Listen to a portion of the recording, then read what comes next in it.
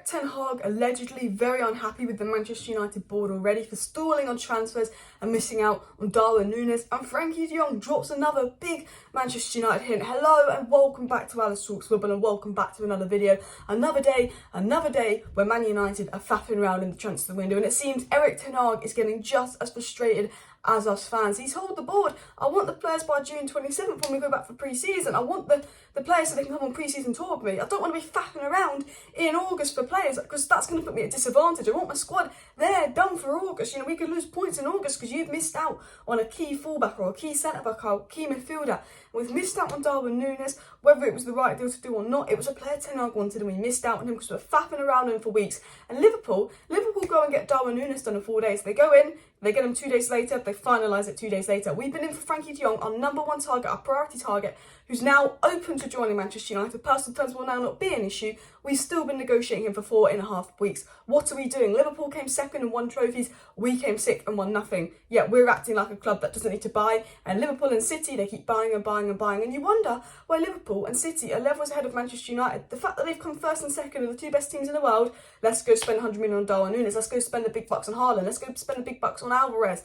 You know what? Because they've got a board that care. And Erik Ten Hag has been promised he can veto transfers. The board have promised they've changed. Woodward gone, Judge gone. No, you've not changed because you're still faffing around over the Frenkie De Jong deal. We are in talks for Frenkie De Jong. We're in negotiations with Barcelona for a fee. Man United have underpaid by, I think our first bid was 60 million euros. They wanted 70 million euros. We're then faffing, saying we're going to look at other options. We can't afford De Jong. We're going to faff for a week or two to see if Barcelona lower the asking price for Frenkie De Jong, which they won't because they know how desperately we want him and they know we will pay the money. We can pay the money for us to literally go and get De Jong. We could have got De Jong last week. De Jong was told he had to leave last week. He was open to joining as of last week. The reason we didn't get him last week is because if we wait a week or two longer, we can save 5 million quid. It doesn't matter about saving 5 million quid when you look at the state of our midfield. You need to get business done so we can go and get a partner for De Jong and we can go and get other players. It's an absolute disgrace, honestly.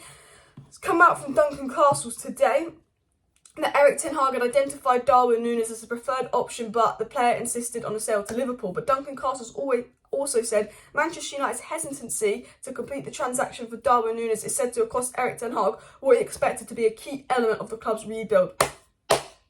What a surprise. Our new manager, we've got to make a new impression, our new rebuild. This is meant to be our biggest rebuild yet, our biggest project yet. That's what they're selling as. New manager, you lose his preferred target to rivals Liverpool.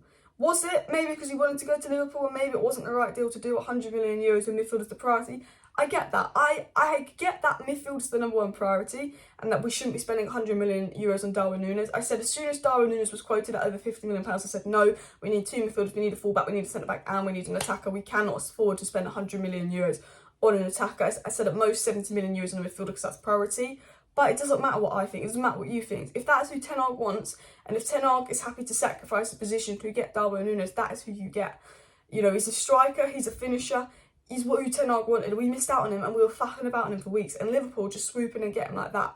Now, I don't think he would have been the right player, but I don't think he was available for the right price. I think he was too overpriced.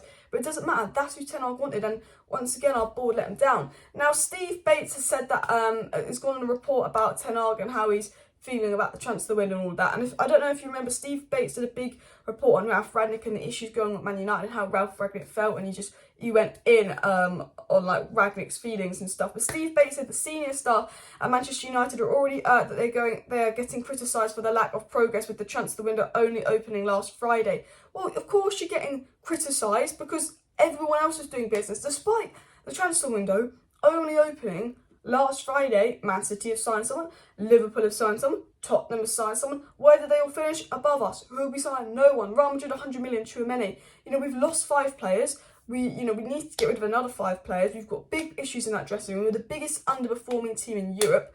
You know, we do not, as a club the size of United, should not be sick. We've had the worst season ever. We've had a new manager. We should be getting business done, especially when your manager wants business done early so that he can be ready for August. If he gets all his business done on pre-season, he takes them on pre-season and he gets the squad ready all in pre-season, that gives him an advantage. We could drop 4 points in August because we haven't got that player in yet, or, you know, they haven't had enough time to gel. And those 4 points in August could be the difference between top 4 or not. United, you need to act quick. Obviously, I know the number one transfer is Frenkie De Jong, and I know Ten Hag's plan is to build a team around Frenkie De Jong. but we can get Frenkie De Jong today if we wanted to. The reason we are taking our time on Frenkie De Jong is because we think that every day that goes by means that Barcelona could lower the price by 5 million because they'll get worried they won't raise the funds by July 1st. Let's stop faffing around on Frenkie De Jong. He's the #1 transfer target. Ten Hag wants him done so he can have his medical and go on pre-season tour. Get it done.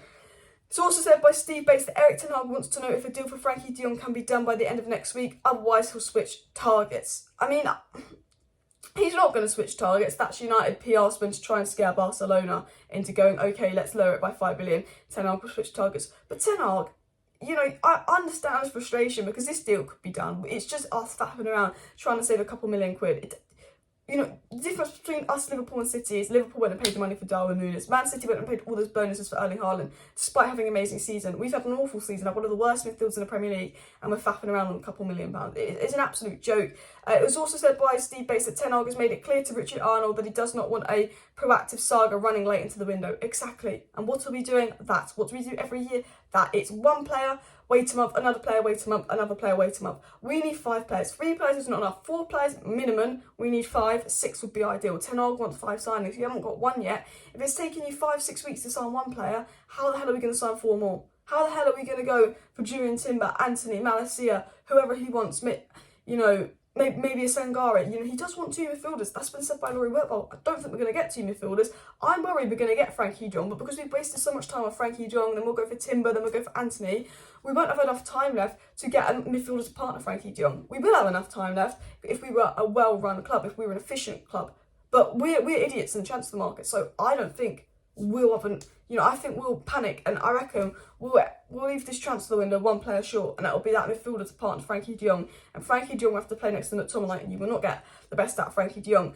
Steve Bates also said Erik Ten Hag has told Manchester United bosses to seal a deal quick for Frenkie De Jong as he wants the midfield on pre-season tour.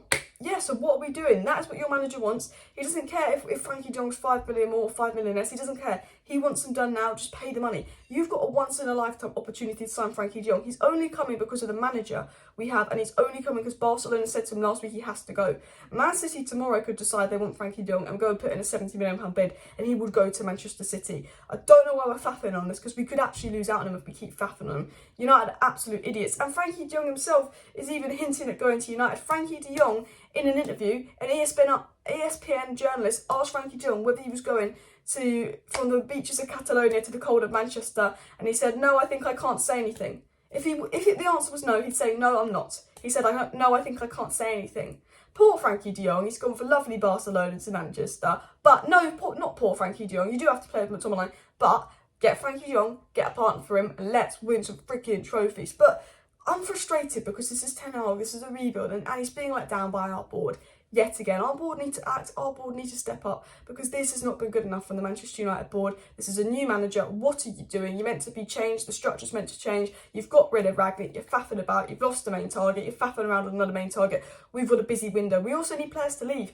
Dean Henderson, Tuan Zabi, you know, maybe Tellez, maybe a Pereira, maybe a Phil Jones, maybe a Bailly, maybe a Wan-Bissaka, maybe a Martial. Players need to go, players need to be brought. What are we doing? Smash the like, smash the subscribe. Back live tonight with some more transfer news. See you then. Bye.